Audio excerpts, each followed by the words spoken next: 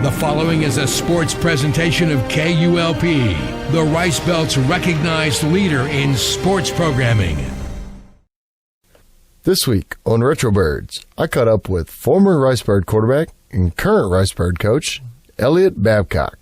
Eliot played for the Birds starting as a sophomore in the 2001 season, but from what he tells me, his love for El Campo football started way before then.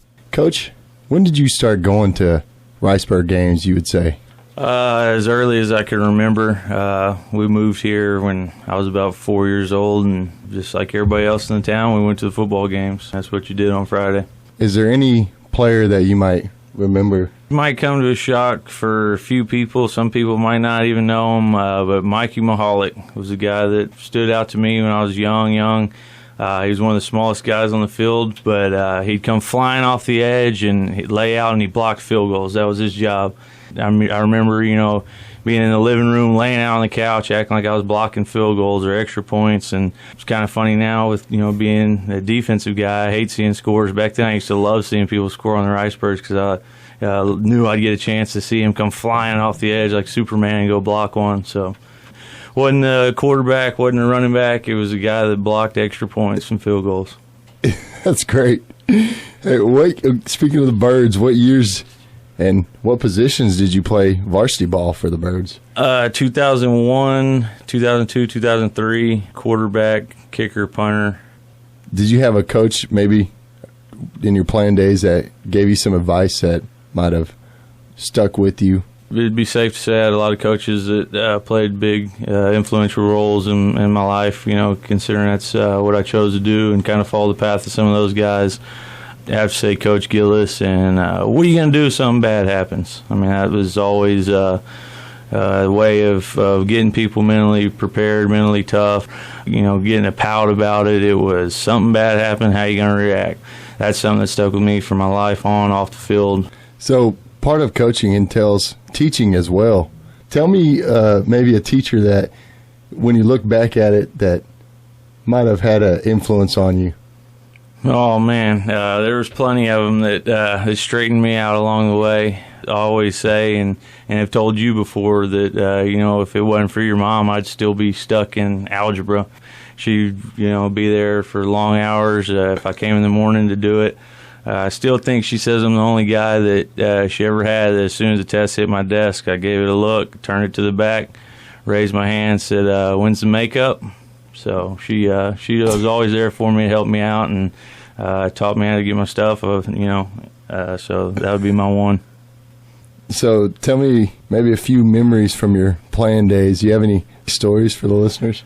A couple of interesting ones I think that come to mind. One would be the time that we were supposed to go over to Wharton. I think it was my junior year, and they were kind of a rowdy group, and they liked to mix it up and talk smack and all that stuff. And we actually took pregame here in El Campo and then loaded on the bus and showed up. The fans were there first. They were there. Our coaches that had gone ahead of time to get everything set up for us said that, they came out and they were looking around. The year before, they were on the 50 talking smack to everybody. And so that to me was kind of a funny deal because we never showed up, and they said they came out for pregame. They were looking around, and nobody to talk to. We're not there. The fans were looking around, and we came rolling in right about time of the national anthem. And like I said, got loose here, got on the bus in full pads. You took your helmet off, came in full pads, got off, put the helmet on, ran out the tunnel. So pretty cool deal, pretty funny there. One other one that stands out.